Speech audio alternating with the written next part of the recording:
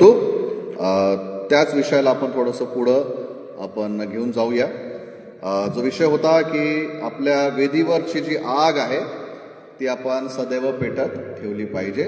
कारण परमेश्वराने जुन्या करारामध्येही मोशेद्वारे ही आज्ञा दिली होती की जी वेदी बनवलेली आहे त्याच्यावरची आग पेटत ठेवण्यासाठी रोज याजकाने त्याच्यावर इंधन किंवा लाकडं टाकत राहावे, ज्यामुळे ती आग कधी विझणार नाही.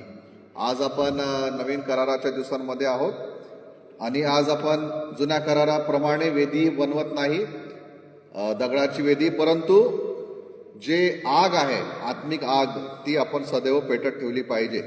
याविषयी आपण मागच्या आठवड्यामध्ये ऐकलं होतं आणि त्याच विषयाला आपण पुढं नेणार आहोत आज. की जेव्हा परमेश्वर म्हणत आहे की आग विझू नये किंवा आग सदैव पेटत राहावी, याचा अर्थ असा की आग विझू शकते, आग विझू शकते म्हणून परमेश्वर म्हणत आहे की आग विझू देऊ नका. जर ती आग कधी विझली नसती तर कदाचित परमेश्वराने आपल्याला म्हटलं नसतं की ती आग पेटत ठेवा. जेव्हा ही ताकीद, जेव्हा हे इन्स्ट्रक्शन आपल्याला देण्यात आलेलं आहे की आपण सदैव आग पेटत ठेवली पाहिजे, याचा अर्थ असा की आग विझू सुद्धा शकते. आणि पहिले थेसलोनिकेकरास 5 अध्याय आणि 19 वचन जे आपण मागच्या वेळेस वाचलं होतं त्यामध्ये पण असं लिहिलेलं आहे की आत्म्याला विझवू नका. पवित्र आत्म्याबद्दल लिहिलेलं आहे की पवित्र आत्म्याची आग किंवा पवित्र आत्म्याला विझवू नका.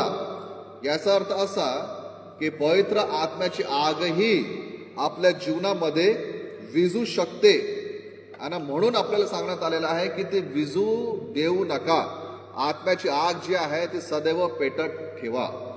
अच्छा, आता ह्या ज्या गोष्टी आपण वाचत आहोत याच्यामध्ये कदाचित एक विचार असा येऊ शकतो की परमेश्वर तर स्वतः आग आहे किंवा तो स्वतः जिवंत आहे, तो स्वतः सामर्थ्य आहे, मग तो आपल्या जीवनामध्ये, आपल्या मंडळीमध्ये, आपल्या परिवारामध्ये तो स्वतःच का पेटत नाही राहत है ना? तो स्वतःच का नाही, स्वतःहून स्वतःला तो का नाही ऍक्टिव्ह ठेवत आणि मला काहीतरी करायची का गरज आहे आणि असं का सांगण्यात आलं आहे की लाकडं दररोज टाकत जा, असं का सांगण्यात आलेलं आहे की आम्हालाही रोज काहीतरी करायचं आहे ज्याच्याद्वारे आपली आत्मिक आग, आत्मिक उत्साह कधी विझू नये.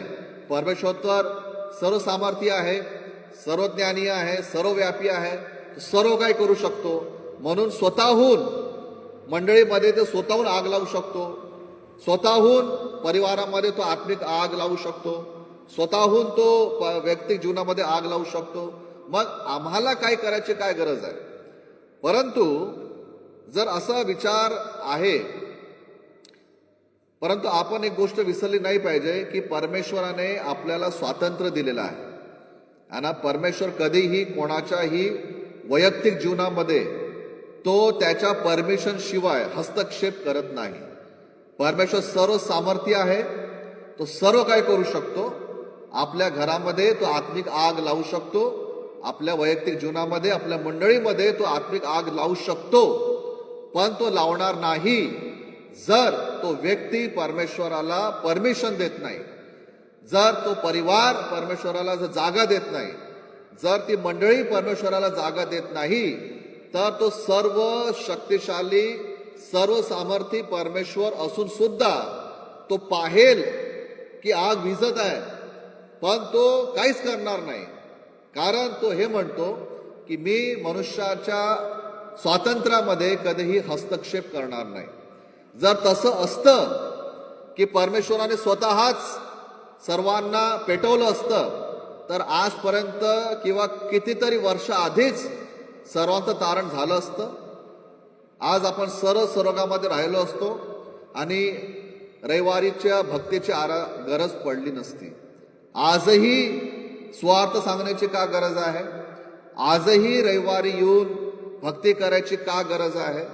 आजही वचन वाचण्याची गरज का आहे?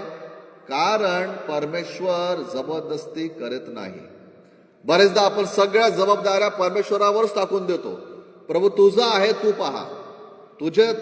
तू आम्हाला दिलेला परिवार आहे, तू पहा. हे जीवन तू दिलेलं आहे, तू पहा. ही मंडळी तुझी आहे, तू पहा. ही जी गोष्ट आहे ही फक्त एक साइड आहे. सिक्के के दो पहलू होते ना. ही फक्त एक साइड आहे की परमेश्वर सर्व काही करू शकतो.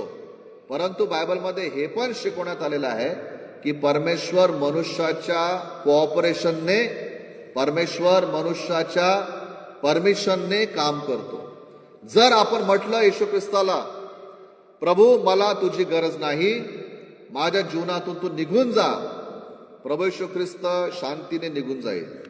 तो आपल्याकडे येणार नाही. याचा काय शास्त्राला काही आधार आहे का? है ना. वचनामध्ये लिहिलेलं आहे की येशू ख्रिस्त बऱ्याच लोकांना आरोग्य द्यायचा, बऱ्याच लोकांना तो बरं करायचा, दुष्ट आत्मे काढायचा. परंतु एका ठिकाणी असं पण लिहिलेलं आहे की एका गावामध्ये तो गेला आणि त्या गावाच्या लोकांनी त्याला म्हटलं की तू आमच्या गावातून निघून जा, आणि तू इथं राहू नको. आणि येशू ख्रिस्त त्या गावातून तो निघून गेला. एका ठिकाणी असं पण लिहिलेलं आहे की त्यांच्या अविश्वासामुळे प्रभू येशू ख्रिस्ताने त्यांच्यामध्ये अधिक चमत्कार केले नाही. प्रभू करू शकत नव्हता का? करू शकत होता. परंतु त्यांच्या अविश्वासामुळे प्रभू येशू ख्रिस्ताने त्या गावामध्ये काम केले नाही. याचा अर्थ काय प्रियांनो? की परमेश्वर आपल्या जीवनामध्ये आग लावू शकतो, परंतु जोपर्यंत आपण स्वतः त्याला आमंत्रण देणार नाही, आपण म्हणणार नाही की प्रभू तू ये, तर आपल्या परमिशन शिवाय किंवा आपण त्याला आमंत्रण दिल्याशिवाय प्रभू येशू ख्रिस्त परमेश्वर जबरदस्ती कुठल्याही जीवनामध्ये, वैयक्तिक जीवनामध्ये असो, पारिवारिक जीवनामध्ये असो किंवा मंडळीमध्ये असो, तो आग लावणार नाही. आणि म्हणून हे ताकीद किंवा हे इन्स्ट्रक्शन आपल्याला देण्यात आलेलं आहे की तुमची जबाबदारी आहे की आत्म्याला विझवू नका. पवित्र आत्म्याचं काम, पवित्र आत्म्याची आग याला तुम्ही विझवू नका, असं पौल थेसलोनिकेकरास पत्रामध्ये लिहितो की ही तुमची जबाबदारी आहे की पवित्र आत्म्याच्या अग्नीला तुम्ही विझवू देऊ नये. आणि जुन्या करारामध्ये परमेश्वराने मोशेच्या द्वारे सांगितलं होतं की त्या वेदीवरची आग जी लागलेली आहे ती आग पेटत ठेवायची जबाबदारी ही याचकांची आहे, तुमची आहे. म्हणून रोज सकाळी त्याच्यामध्ये तुम्हाला इंधन टाकावं लागेल. आणि म्हणून प्रियांनो, आजचा जो आपला विषय आहे ज्याला आपण पुढे कंटिन्यू करत आहोत तो हा की प्रभूने आपल्या परिवारामध्ये, आपल्या वैयक्तिक जीवनामध्ये, आपल्या मंडळीमध्ये बरेच आधी आग लावलेली आहे आणि ती आग पेटत ठेवणे ही आपली जबाबदारी आहे. आणि ती आग पेटत ठेवण्यासाठी सर्वात पहिले आपल्याला काय करायचं आहे, कशा प्रकारे आपण ही आग पेटत ठेवू शकतो किंवा कशा प्रकारे आपण ही आग पेटवली पाहिजे, तर त्याचं उदाहरण आपल्याला मिळतं जुन्या करारामध्ये. पहिले राजे याचा 18वा अध्याय. आणि या अध्यायामध्ये एक फार ऐतिहासिक आणि प्रसिद्ध अशी घटना घडत आहे की जिथे कर्मेल डोंगरावर एलिया आणि बालचे जे याजक आहेत किंवा त्याचे जे पुजारी आहेत त्यांच्यामध्ये एक प्रकारे एक कॉम्पिटिशन सुरू आहे की जो देव अग्नीद्वारे उत्तर देईल तोच खरा देव. मग ती स्टोरी आपल्याला माहित आहे कशा प्रकारे आधी बाल देवतांनी दिवसभर आरडाओरडा केला, स्वतःला कापून घेतलं, रक्तबंबाळ झाले, परंतु अग्नीद्वारे काय उत्तर आलं नाही. मग एलियाची वेळ आली की आता एलिया परमेश्वर यहोवा परमेश्वराला तो हाक मारेल आणि पाहूया यहोवा परमेश्वर आगीद्वारे उत्तर देतो का. या प्रकारचं तिथं कॉम्पिटिशन सुरू आहे असं आपल्याला दिसून पडतं. आणि जेव्हा एलियाची वेळ आली प्रार्थना करायची किंवा अग्नी बोलवायची, तेव्हा 30 वचनामध्ये आपण जाऊया. पहिले राजे याचा 18वा अध्याय आणि 30 वचन. त्या ठिकाणी असं लिहिलेलं आहे, मग एलिया सर्व लोकांस म्हणाला, माझ्याजवळ या. तेव्हा सर्व लोक त्याच्याजवळ आले. परमेश्वराची वेदी पाडून टाकली होती ती त्याने दुरुस्त केली. काय लिहिलेलं आहे?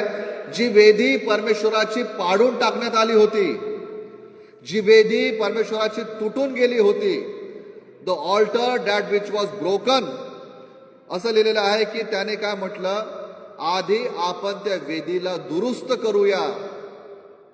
आणि मग जेव्हा 38 वचनामध्ये आपण वाचतो तेव्हा लिहिलेलं आहे की तेव्हा परमेश्वरापासून अग्नी उतरला आणि त्याने होमबली, इंधने, धोंडे आणि माती भस्म करून टाकली.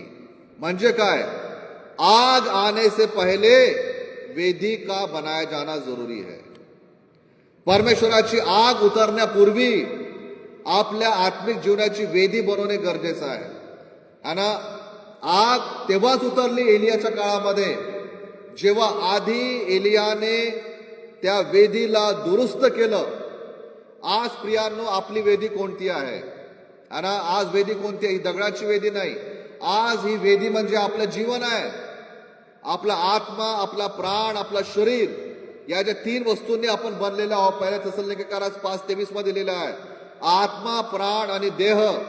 आज हे आपली वेदी आहे. आणि या वेदीवर जर आपल्याला परमेश्वराची आग पाहिजे तर प्रियांनो, आपल्याला आपल्या जीवनाला सरळ करणे गरजेचं आहे. आपण एकाच वेळेमध्ये पाप आणि पवित्रतामध्ये जगू शकत नाही. एकाच वेळेमध्ये परमेश्वराचं आज्ञापालन आणि स्वतःच्या इच्छेप्रमाणे चालणे या प्रकारे आपण करू शकत नाही. आपल्याला एक साइड होणं गरजेचं आहे. एक साइड, एक तर परमेश्वराच्या साईडला व्हा किंवा एक तर जगाच्या साईडला व्हा. एक तर परमेश्वराच्या साईडला व्हा किंवा एक तर स्वतःच्या साईडला व्हा. आणि या ठिकाणी जे कॉम्पिटिशन सुरू आहे एलियाच्या आणि बाल देवताच्या ज्या पुजाऱ्यांमध्ये, त्यामध्ये हेच एलिया म्हणतो की कुठवर तुम्ही 2 विचारांमध्ये राहाल. जर एलिया जर यहोवा परमेश्वर आहे तर त्याची आराधना करा, जर बाल आहे तर त्याची तुम्ही आराधना करा. आपल्याला प्रियांनो, आपल्या आत्म्याला, आपल्या शरीराला, आपल्या मनाला परमेश्वरासमोर एक योग्य अशा प्रकारचं वेदी तयार करायची गरज आहे. एलियाने सर्वात आधी काय केलं? एलियाने डायरेक्ट आग उतरण्याची प्रार्थना नाही केली. एलियाने प्रार्थना ही केली. एलियाने काय केलं? एलियाने पहिले वेदी दुरुस्त केली, त्याला त्यांनी बरोबर सेटल केलं. मग त्याच्यानंतर जे काही त्याच्यावर ठेवायचं होतं त्याने ते ठेवलं आणि मग परमेश्वराची आग त्या ठिकाणी उतरली. प्रियांनो, आज आपण आपलं जीवन चेक करूया. माझं जीवन कसं आहे? माझी वेदी कशी आहे?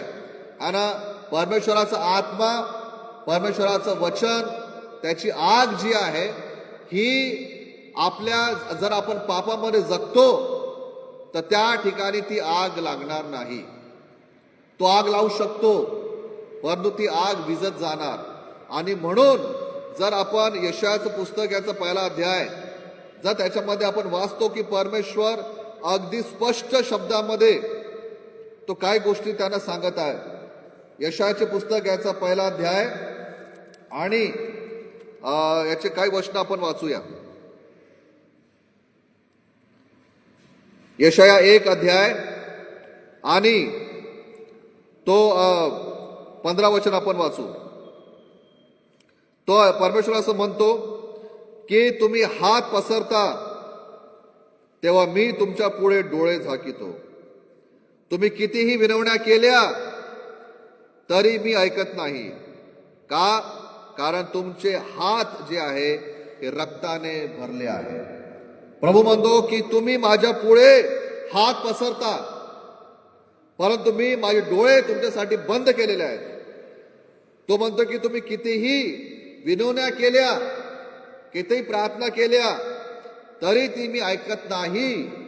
का? कारण तुमचे हात रक्ताने म्हणजे पापाने भरले आहेत. आणि म्हणून तो म्हणतो 16 वचनामध्ये, आपणास धुवा, स्वच्छ करा, माझ्या डोळ्यांपुढून आपल्या कर्मांचे दुष्टपण दूर करा, दुष्टपणा करण्याचे सोडून द्या. प्रियांनो, जर आपल्याला परमेश्वराची आग आपल्या जीवनामध्ये पाहिजे, परिवारामध्ये पाहिजे, मंडळीमध्ये जर पाहिजे, तर आपल्या आत्मिक जीवनाची जी वेदी आहे त्याला बरोबर करणे गरजेचं आहे. पापामध्ये राहून, अधर्मामध्ये राहून ती आग लागणार नाही. तिथं सॅक्रिफाईस करायची गरज आहे. आणि म्हणून प्रियानो, फार महत्वाचं आहे की ज्या गोष्टी आपल्याला स्पष्टरित्या माहीत आहे की ही गोष्ट चूक आहे आणि जर मी ती जाणून बुजून करत आहे, तर ती गोष्ट सोडण्याची आज आपल्याला गरज आहे. याकोबाच्या पत्रामध्ये याकोब लिहितो, जे चांगले करणे माहीत असूनही जर आपण ते करीत नाही तर ते आपल्यासाठी पाप आहे. जर मला एक गोष्ट माहित आहे की ही गोष्ट पाप आहे, मला माहित आहे, मला त्याच्याबद्दल वचनही माहित आहे, कुठं काय लिहिलेलं आहे, ही गोष्ट मी केली नाही पाहिजे, ही गोष्ट पाप आहे, आणि जर मी ती जाणून बुजून करतो तर तिथं पवित्र आत्म्याचं काम, पवित्र आत्म्याची आग काम करणार नाही. आपल्याला ते सोडावं लागेल. ज्यांना माहीत नाही ते कदाचित म्हणू शकतील की आम्हाला तर माहीतच नव्हतं, याला पाप म्हणतात. परंतु जर आपल्याला माहीत आहे की ही गोष्ट पाप आहे, ही गोष्ट परमेश्वराला आवडत नाही, तर ती सोडणे गरजेचं आहे. आपण दोन्ही हातामध्ये, एका हातामध्ये पाप आणि एका हातामध्ये परमेश्वराची आग असं धरून आपण चालू शकत नाही. बऱ्याच वर्षाआधी एका ठिकाणी मी प्रिचिंगला गेलो असताना जेव्हा सभा झाली तर एक व्यक्ती आम्हाला हेच म्हणाले की परमेश्वर इतका प्रेमी आहे, परमेश्वर इतका प्रेम करतो आपल्यावर की तो सरते शेवटी सर्वांना स्वर्गात घेणार आहे. ज्यांनी जे धार्मिकतेमध्ये चालले त्यांनाही तो स्वर्गात घेणार आहे, आणि जे पापामध्ये जगत आहेत त्यांनाही तो क्षमा करेल, कारण तो त्याची इच्छा नाहीये कोणाचाही नाश व्हावा. तर सरते शेवटी तो काय करणार आहे, तो सर्वांनाच स्वर्गामध्ये तो घेणार आहे. त्या ठिकाणी कोणी काहीच नाही बोललो, मी काही नाही बोललो. परंतु जर हे सत्य आहे की प्रभू सर्वांना क्षमा करून सर्वांना तो स्वर्गामध्ये जर घेणार आहे, तर मग प्रकटीकरणाच्या पुस्तकामध्ये न्यायाबद्दल का लिहिलेलं आहे?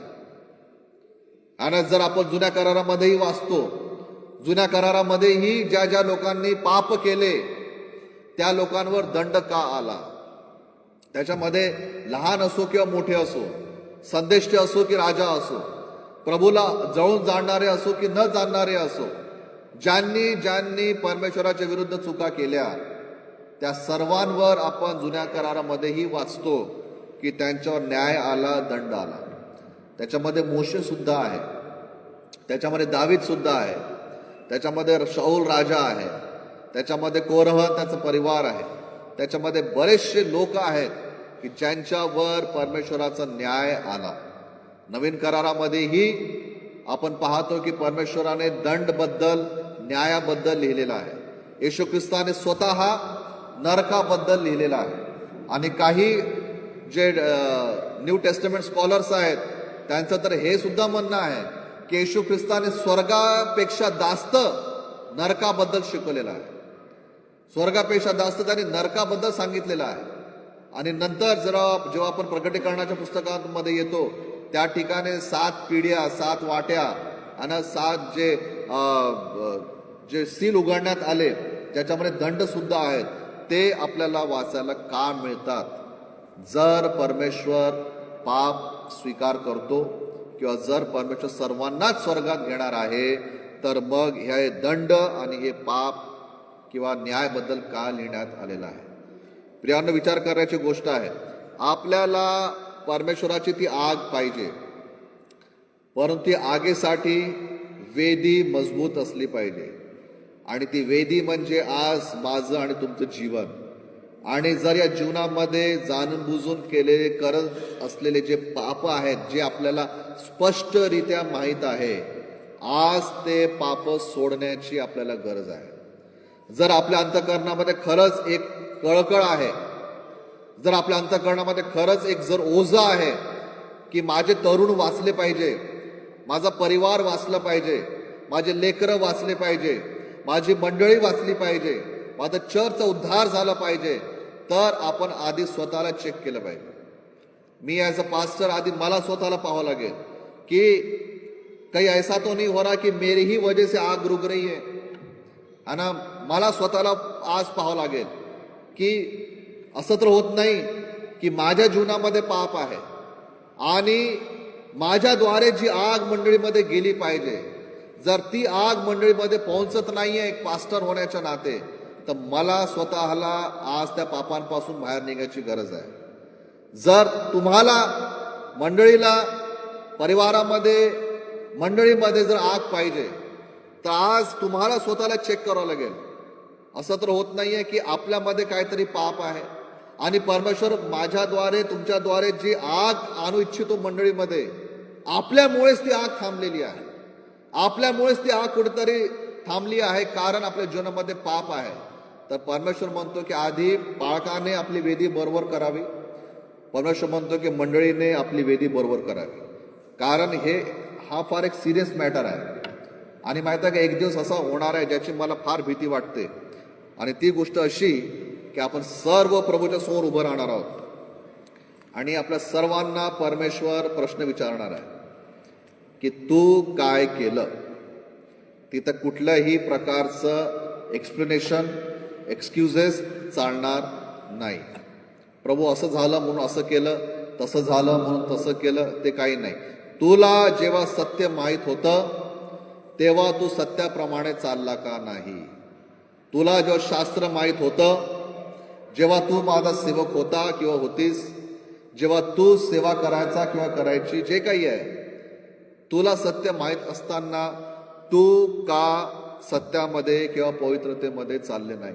आणि पेत्र अगदी स्पष्टरित्या लिहितो कि जब धर्मियों का उद्धार कठिनाई से होगा तो फिर पापी लोग का ठहरेंगे. म्हणजे नीतिमानांचंही तारण त्रासाने होणार आहे, तर अनितिमान कुठं राहिले? आणि म्हणून प्रियांनो, पहिली गोष्ट आपण या दिवसांमध्ये प्रार्थना करूया, प्रभू माझी तुटलेली वेदी मला बनवायची आहे. ज्या गोष्टी तुला आवडत नाहीत त्यापासून मला दूर व्हायचं आहे. आणि जेव्हा आपण स्वतःला ओपन करू, जेव्हा आपण स्वतःला त्या पापांपासून दूर करू, त्या ठिकाणी परमेश्वराचं आग जरूर काम करेल. आणि जेव्हा लाजराला परमेश्वराने, येशू ख्रिस्ताने जेव्हा मृतांमधून जिवंत केलं आणि जेव्हा लाजर त्या कबरेतून बाहेर आला, त्या ठिकाणी एक गोष्ट येशू ख्रिस्ताने केली जी तुम्हालाही माहीत आहे. जेव्हा लाजर मेला, 4 दिवस झाले होते, रडणं वगैरे सुरू होतं, सगळे लोक त्या कबरेसमोर जाऊन उभे राहिले. येशू ख्रिस्ताने लाजराला हाक मारण्याआधी एक काम केलं आणि त्याने हे म्हटलं, धोंडा सरकवा, पत्थर को हटाओ. कौन सा पत्थर था वो? आता ठीक आहे, लाजर त्या कबरेमध्ये होता म्हणून तो दगडी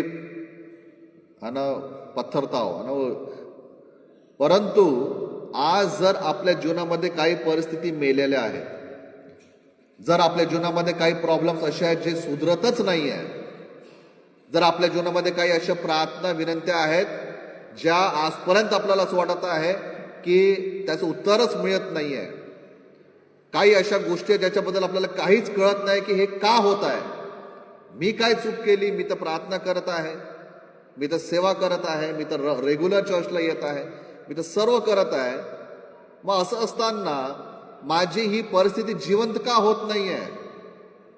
का ही परिस्थिती अजूनही मरून आहे? कारण कुठला तरी धोंडा समोर आहे. आणि येशू ख्रिस्त हे म्हणतो, पहिले धोंडा सरकवा, नंतर लाजर बाहेर येईल. आजही तीच गोष्ट आहे. आपल्या जीवनामध्ये जेव्हा आपण आपल्या जीवनातले धोंडे जर बाजूला करू, तर आपल्या जीवनातली मेलेली परिस्थिती सुद्धा जिवंत होऊ शकते. म्हणून पहिली गोष्ट प्रियांनो, जी आगेसाठी गरजेची आहे, ती म्हणजे आपलं तुटलेली जी वेदी आहे त्याला बनवायची आहे. वेदी म्हणजे आपला आत्मा, आपला प्राण, आपलं शरीर प्रभूला समर्पित करूया आणि प्रभूला म्हणूया की प्रभू, मी माझी वेदी बनवतो, तुझी आग या वेदीवर तू येऊ दे. पहिली गोष्ट. दुसरी गोष्ट, ती आग काय आहे? जर आपण इर्मयाचे पुस्तक याचं 23वा अध्याय आणि जर आपण याचं 29 वचन जर वाचतो, तर त्या ठिकाणी त्या आगेबद्दल आपल्याला वाचायला मिळतं की ते आग कशी येईल. इर्मयाचे पुस्तक याचा 23वा अध्याय आणि 29 वचनामध्ये परमेश्वर म्हणतो, माझे वचन अग्नीसारखे, खडकाला फोडून तुकडे तुकडे करणाऱ्या हातोड्यासारखे नव्हे काय. परमेश्वर या ठिकाणी आपल्या वचनाबद्दल 2 प्रकारे उदाहरण देऊन सांगत आहे. 2 वस्तूंचे उदाहरण देऊन सांगत आहे. एक आहे आग, अग्नी, आणि एक आहे हातोडा. आपण हातोड्याकडे नाही जाणार, आपण अग्नीची गोष्ट करताय. म्हणून या ठिकाणी काय लिहिलेलं आहे की परमेश्वर म्हणतो, माझे वचन अग्नीसारखे आहे. है ना, my word is like a fire, मेरा वचन आग के समान है. आणि जर ही आग आपल्याला रोज पाहिजे, जर आपल्या परिवारामध्ये, आपल्या लेकरांमध्ये, आपल्या तरुणांमध्ये, आपल्या येणाऱ्या जनरेशन्स मध्ये, आपल्या कलिसियामध्ये, आपल्या मंडळीमध्ये जर ही आग पाहिजे, तर देवाच्या वचनाला महत्व देणं फार गरजेचं आहे. है ना, आपण लहानपणापासून ऐकत आहे, वचन वाचा, वचन वाचा, संडे स्कूलमध्ये ऐकतो वचन वाचा. आपण ते ऐकून ऐकून बोर झालेलो आहोत. है ना, हिंदीमध्ये असं म्हणतात ना की सुन सुन के कान पक गए, की बायबल पढो, बायबल पढो, बायबल पढो.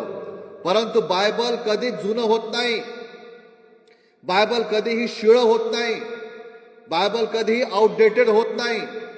जर आपल्याला ती आग पाहिजे, तर जे वचन, जे आग आहे, परमेश्वर स्वतः आपल्या वचनाबद्दल साक्ष देतो की माझे वचन अग्नीसारखे आहे. आणि जर ती आग पाहिजे, तर रोज आणि रोज आपण हे आत्मिक आग, परमेश्वराचं वचन, हे रोज आपण वाचलं पाहिजे. रोज आपण याला वाचल्याशिवाय आपला दिवस आपण संपवला नाही पाहिजे. वचन ही आग आहे, आणि जर वचनच आपल्या जीवनामध्ये नाही, तर ती आगही लागणार नाही. आणि सैतान वचनाला घाबरतो, आणि म्हणून तो आपल्याला जितकं संभव होऊ शकेल तितकं वचनापासून दूर ठेवण्यासाठी तो आपल्याला व्यस्त ठेवत असतो. आपण इतके व्यस्त आहोत की आपल्याला वचन वाचायला वेळ नाही आहे.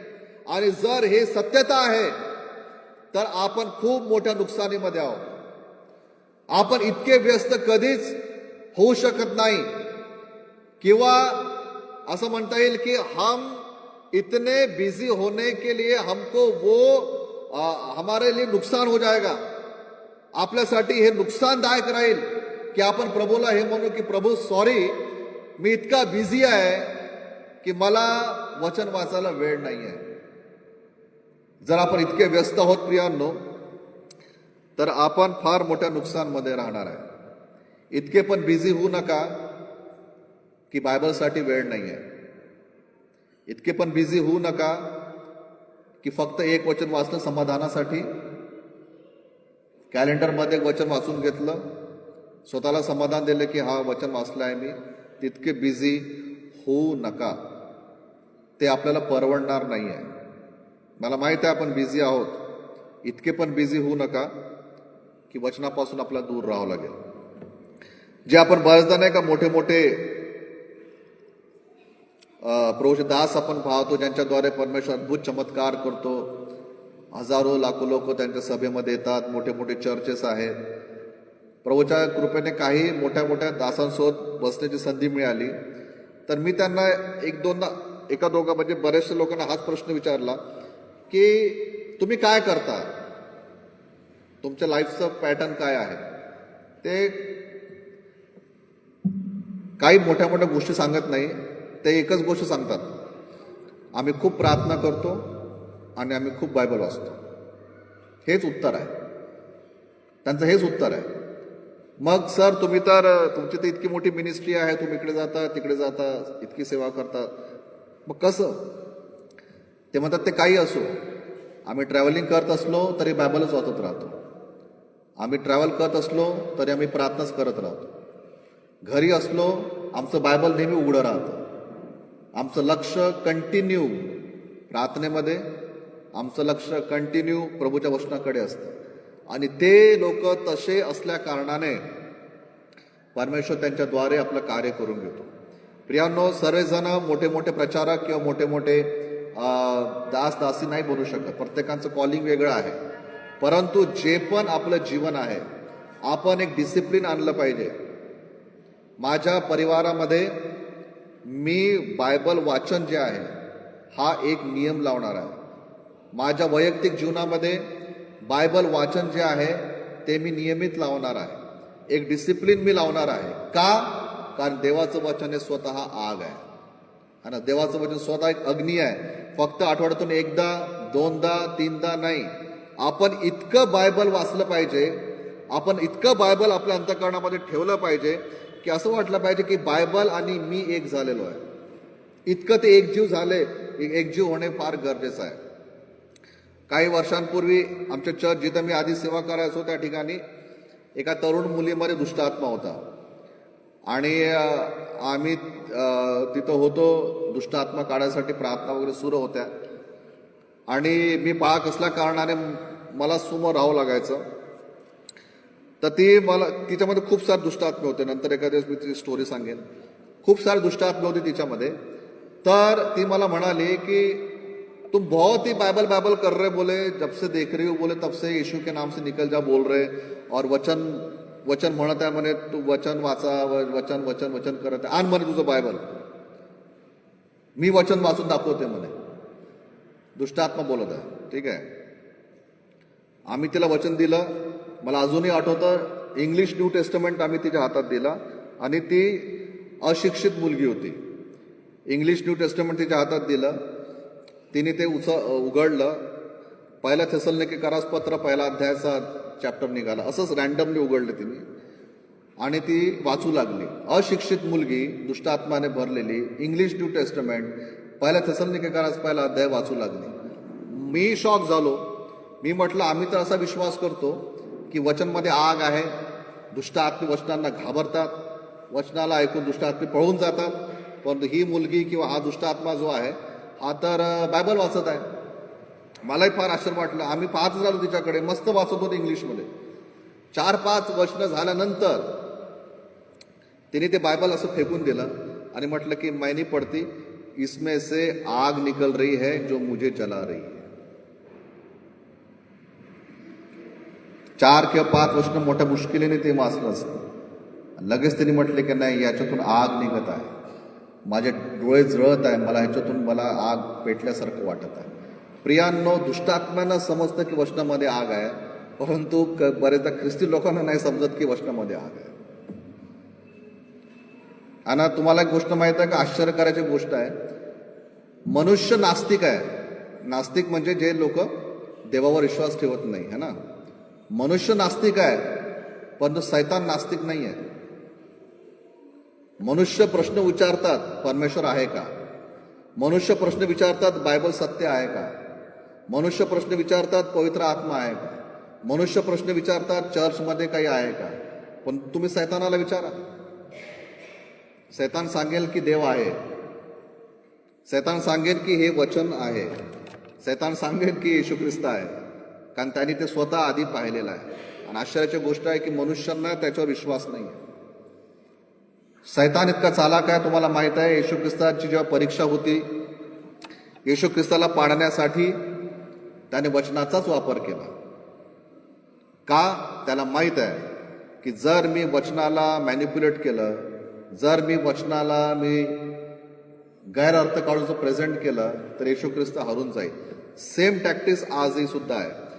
जर आपण बायबलपासून दूर आहोत, याचा अर्थ असा की काही अंशी सैतान सक्सेसफुल झालेला आहे. जर आपण बायबल वाचत नाही, जर आपण बायबलला सिरियसली घेत नाही, बायबल जी आग आहे त्याला आपण असं म्हणतो की मला खूप बायबल माहित आहे, तर याचा अर्थ असा की काही अंशी सैतान यशस्वी झाला आहे.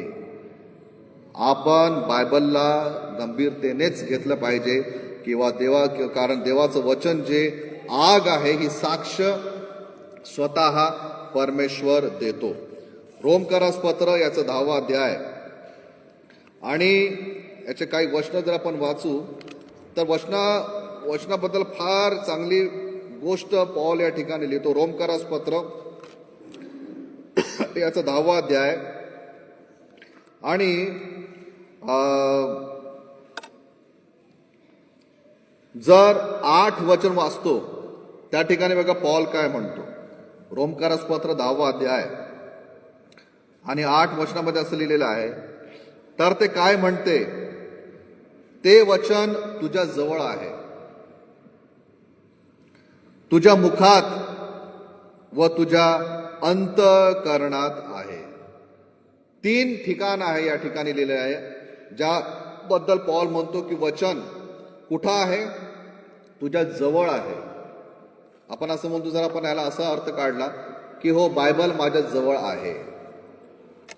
दुसरी गोष्ट तो काय म्हणतो, ते वचन तुझ्या मुखात, तुझ्या शब्दांमध्ये असलं पाहिजे की आहे. आणि नंतर तो म्हणतो ते वचन तुझ्या अंतःकरणात आहे. वचन तेरे निकट है, वचन तेरे मुंह में है और वचन तेरे मन में है. वचन 3 ठिकाणी, जवळ, मुखामध्ये आणि अंतःकरणामध्ये. वचन कुठं कुठं असलं पाहिजे, 3 ठिकाण आहे, जवळ, शब्दांमध्ये. आणि आपल्या मुखातून वचन निघाले पाहिजे. आणि बरेचदा आपण वचन बोलत नाही, परंतु जर आपल्या मुखातून परमेश्वराचं वचन जर निघतं, परमेश्वराचं वचन जर आपल्या मुखाद्वारे जर आपण बोलतो, तर त्याचा वेगळाच परिणाम आपल्याला पाहायला मिळतो. आपण बऱ्याचशा गोष्टी बोलू शकतो, बोलतो कदाचित, देवाचं वचन बोलतो का? आणि कदाचित सैतान आपले कान काय भरतो, जास्त वचन नको करू. आणि किंवा लोक तुला म्हणतील की आता स्वतःला जास्त धर्मी समजत आहे, आणि आता स्वतःला जास्त शहाणा समजत आहे, आता जास्तच वचन करतो, नको बोलू, जास्त नको बोलू, काय लोक काय म्हणतील. जर ते ऐकून आपण असं म्हणतो की नाही नाही मी देवाचं वचन बोलणार नाही, तर आपण सैतानाला सपोर्ट करत आहे. इथं पॉल काय म्हणतो, वचन तुझ्या जवळ आहे, वचन तुझ्या मुखात आहे. आज वचन आपल्या मुखात आहे का? मुखात म्हणजे मुखाद्वारे, शब्दांद्वारे बाहेर निघायला पाहिजे. आणि येशू ख्रिस्ताने एक वाक्य हे म्हटलं की जे मनुष्याच्या अंतःकरणामध्ये आहे तेच त्याच्या मुखावटे बाहेर पडतं. आणि जे आपल्या अंतःकरणात भरलेलं आहे तेच मुखावटे बाहेर पडतं. जर आपल्या अंतःकरणामध्ये जर वचन आहे तर तेच बाहेर सुद्धा आलं पाहिजे. जे वचन आपल्या अंतःकरणामध्ये आपण जपून ठेवलेलं आहे, पाठ करून ठेवलेलं आहे, दाबून ठेवलेलं आहे, तो काय म्हणतो की तेच जे अंतःकरणामध्ये आहे त्यालाच तुम्ही बाहेर येऊ द्या. का? कारण जेव्हा जेव्हा वचन आपल्या अंतःकरणातून आपल्या मुखाद्वारे जेव्हा बाहेर निघतं, तेव्हा ते फक्त वचन किंवा शब्द किंवा आवाज म्हणून बाहेर निघत नाही, परंतु ते वचन जेव्हा आपल्या मुखातून बाहेर पडतं, ते वचन आग या रूपाने बाहेर पडतं. कारण देवाचं वचन ही अग्नी आहे. आणि जेव्हा ते वचन आपल्या मुखाद्वारे आपण बोलतो, तेव्हा आपल्या मुखातून ते परमेश्वराची आग बाहेर पडते. इब्री लोकांचं पत्र 4 अध्याय 12 वचनामध्ये लिहिलेलं आहे की वचन तर दुधारी तलवार आहे. आणि जर ते वचन आपल्या अंतःकरणातून आपल्या मुखाद्वारे जर ते वचन बाहेर पडतं शब्दांच्या रूपाने, तर ते 2 धारी तलवारेप्रमाणे बाहेर निघतं. आणि जर आपल्याला ते कार्य परमेश्वराचे पाहायचे आहेत प्रियांनो, तर वचनाला फार महत्व देणे गरजेचं आहे. आणि फक्त हे नका म्हणू की मी बायबल वाचलेला आहे. आपल्याला पुढं एक स्टेप जाऊन हे करावं लागेल की बायबल वाचायचं आहे, बायबल पाठ करायचं आहे, बायबलला अंतःकरणामध्ये ठेवायचं आहे आणि बायबलला आपल्या मुखाद्वारेही बोलायचं आहे. कारण सैतान जेव्हा वचन बोलू शकतो, तर तुम्ही आणि मी तर आपण किती जास्त बोललं पाहिजे. आणि म्हणून पहिली गोष्ट आहे की ती तुटलेली वेदी आपल्याला तयार करायची आहे. दुसरी गोष्ट ही की ती आग जी आहे, ती आग म्हणजे परमेश्वराचं वचन आपल्याला प्रियांनो आपल्या मुखाद्वारेही बोललं पाहिजे. आणि एक तिसरी गोष्ट ही की त्या वेदीवर तिसरी गोष्ट काय पाहिजे, इफिस्करास पत्र याचं 5वा अध्याय आहे आणि याचं 18 वचन. इफिस्करास पत्र याचं 5 अध्याय आणि 18 वचनामध्ये असं लिहिलेलं आहे, द्राक्षरसाने मस्त होऊ नका, द्राक्षरसात बेतालपणा आहे, पण आत्म्याने परिपूर्ण व्हा. आणि आत्म्याने परिपूर्ण व्हा. तिसरी जी गोष्ट ज्याच्याद्वारे आपल्याला ती आग पेटवत ठेवायची आहे, तो म्हणजे पवित्र आत्मा. मागच्या वेळेस आपण पाहिलं की जेव्हा प्रेषितांवर पवित्र आत्मा उतरला, तेव्हा तो अग्नीच्या जिभा या रूपाने उतरला. प्रभू येशू ख्रिस्तावर जेव्हा पवित्र आत्मा उतरला, त्याचा बप्तिस्मा झाल्यानंतर आपण वाचतो की कबुतराप्रमाणे पवित्र आत्मा येशू ख्रिस्तावर उतरला. परंतु शिष्यांवर जेव्हा पवित्र आत्मा उतरला, प्रेषित या 2ऱ्या अध्यायामध्ये जेव्हा आपण वाचतो, त्या ठिकाणी पवित्र आत्मा अग्नीच्या जिभांप्रमाणे तो उतरलेला आहे. आणि आज ती अग्नी अर्थात पवित्र आत्मा याची आपल्याला गरज आहे. आणि हे जे वचन जिथं आपण वाचतो इफिसकारास पत्र 5 अध्याय आणि 18 वचनामध्ये, हे जे वचन आहे आत्म्याने परिपूर्ण व्हा, याच्यामध्ये इंग्लिश बायबलमध्ये, हिंदी बायबलमध्ये आणि त्याचं जे ग्रामर आहे ते काय सांगतं माहित आहे? ते हे सांगतं की आत्म्याने परिपूर्ण होत चला. म्हणजे रोज आणि रोज कंटिन्यूस टेन्स आहे की जेव्हा तुम्ही ख्रिस्ताला स्वीकार केला, आपल्या सर्वांना पवित्र आत्मा मिळाला आहे. किंवा कारण पवित्र आत्म्याद्वारेच आपण येशूला विश्वास करू शकतो. पवित्र आत्म्याच्या सहायतेद्वारे आपण कधीच प्रभूला ऍक्सेप्ट करू शकत नाही. पवित्र आत्मा आपल्याला मदत करतो प्रभूवर विश्वास करण्यासाठी. तो पहिला दिवस जेव्हा पवित्र आत्मा आपल्याला मिळाला आणि आत्म्याच्या द्वारे आपण प्रभू येशू ख्रिस्ताला स्वीकार केला. परंतु ही जी गोष्ट आहे या ठिकाणी जे लिहिलेलं आहे, त्याचा अर्थ असा आहे की आपल्याला रोज पवित्र आत्म्याला मागायचं नाही की तू ये, कारण तो ऑलरेडी आलेला आहे. तो ऑलरेडी आपल्या अंतःकरणामध्ये आहे, तो आपल्या जीवनामध्ये आलेला आहे. परंतु याचा अर्थ असा की तुम्हाला रोज आणि रोज, मंडळीला तो म्हणत आहे की आपल्याला रोज आणि रोज पवित्र आत्म्याच्या संगतीमध्ये भरायचं आहे. उदाहरणार्थ एक की तो आला, आपल्या जीवनामध्ये आहे, परंतु तो आल्यानंतर त्याच्यासोबत रोज आपल्याला वेळ घालवायचा आहे. पवित्र आत्मा बरेचदा असं होतं की जसं उदाहरणार्थ की एक व्यक्तीला आपण घरी बोलवलं, तो घरी आला, घरी येऊन बसला आहे, परंतु आपण त्याच्यासोबत बोलत नाही आहे. आपण आपल्या कामामध्ये लागलेलो आहे आणि तो व्यक्ती घरी येऊन बसून आहे, आपली वाट पाहत आहे की कधी हा व्यक्ती माझ्यासोबत बोलेल. सेम पवित्र आत्म्यासोबत होत आहे. पवित्र आत्मा आलेला आहे आणि पवित्र आत्मा आपल्यासोबत बोलू इच्छितो. पवित्र आत्मा आपल्यासोबत सहभागितेमध्ये राहू इच्छितो, परंतु आपण त्याच्यासोबत बोलत नाहीये, आपण त्याच्यासोबत वेळ घालवत नाहीये. पॉल काय म्हणत आहे की तुम्ही रोज आत्म्याने परिपूर्ण होत चला. रोज तुम्ही पवित्र आत्म्यासोबत वेळ घालवा. असं नाही की आपल्याला रोज बोलवा लागेल. तो आला आहे, तो आपल्या जीवनामध्ये आहे, तो गेला नाहीये, तो आहे आपल्यामध्ये. फक्त प्रश्न काय आहे, क्या हम उसके साथ समय बिता रहे, आपण त्याच्यासोबत वेळ घालवत आहो का? आणि जर आपण पवित्र आत्म्यासोबत वेळ घालवत नाही तर मग पहिल्या थिस्सलुनिकेकरास 5:19 मध्ये जो तो म्हणतो, तुम्ही आत्म्याला विझू नका. म्हणजे जर आपण आत्म्यासोबत वेळ घालवत नाही तर ती पवित्र आत्म्याची आग जी आहे ती विझू शकते. प्रियांनो, प्रभूचा धन्यवाद असो की वचन आग आहे ते आपल्या जवळ आहे. प्रभूचा धन्यवाद असो की पवित्र आत्मा सुद्धा अग्नी आहे, अग्नीच्या रूपामध्ये त्याला सांगण्यात आलेला आहे. तो पण आज आपल्यामध्ये आहे. फक्त एक स्टेप पुढे जाऊन मला आणि तुम्हाला करायचं ते हे की रोज वचन घ्यायचं आहे, रोज वचन वाचायचं आहे. त्याच्याद्वारे वचनाची आग आपल्या जीवनामध्ये पेटत राहील. परमेश्वराने आपल्याला आत्मा दिलेला आहे, पवित्र आत्मा दिलेला आहे. त्या आत्म्यासोबत रोज आपल्याला वेळ घालवायचा आहे. आणि जेव्हा एक व्यक्ती रोज आणि रोज पवित्र शास्त्र, बायबल, प्रार्थना, पवित्र आत्मा यांच्यासोबत जेव्हा वेळ घालवतो तेव्हा त्याच्या जीवनामध्ये ती आग दिसून पडते.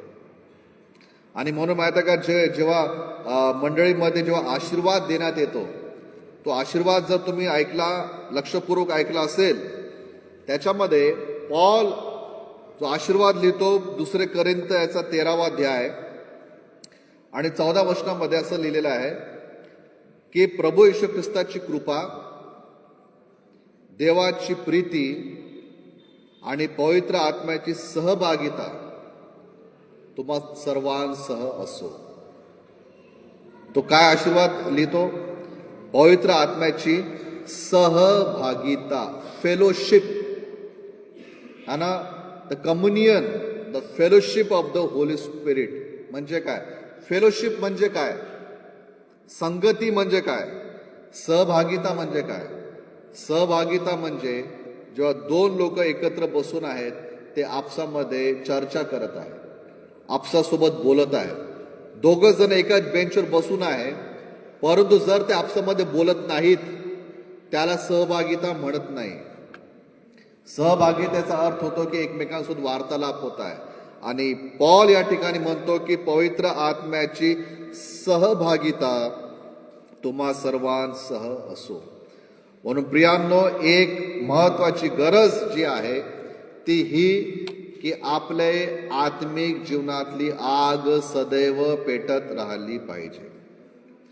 जर पेटणार नाही तर विझून जाईल, आणि विझली तर सर्व समाप्त होईल. आणि ती आग पेटत ठेवण्याची जबाबदारी माझी आणि तुमची आहे. पहिली ही की जर आपली वेदी तुटलेली आहे, ती वेदीला पुन्हा बनवूया. म्हणजे जर आपल्या जीवनामध्ये जर काही पाप आहेत, काही अमंगळ गोष्टी आहेत ज्या परमेश्वराला आवडत नाही, आणि आपल्याला स्पष्ट माहीत आहे की ही गोष्ट चूक आहे, जाणून बुजून जर आपण करत आहोत, तर त्या गोष्टीतून बाहेर येण्याची मला आणि आपल्याला गरज आहे. दुसरी गोष्ट, ती आग कशी मिळेल? ती आग म्हणजे देवाचं वचन, बायबल. आपल्याकडे बायबल आहे, आपल्याला बायबलचं महत्त्व माहीत आहे, परंतु अधिक आणि अधिक बायबल प्राप्त करून घेणे, वचन प्राप्त करून घेणे, आणि वचन फक्त वाचून अंतःकरणात न ठेवता वचन आपल्या मुखाद्वारेही बाहेर निघाला पाहिजे, पॉल म्हणतो. आणि तिसरी गोष्ट ही की पवित्र आत्मा ही अग्नी रूपाने आलेला आहे, आणि जर ती आग पेटत ठेवायची आहे तर रोज आणि रोज पवित्र आत्म्याच्या सहभागितेमध्ये आपल्याला राहणे प्रियांनो गरजेचं आहे. देवबाप करो की परमेश्वर ही कृपा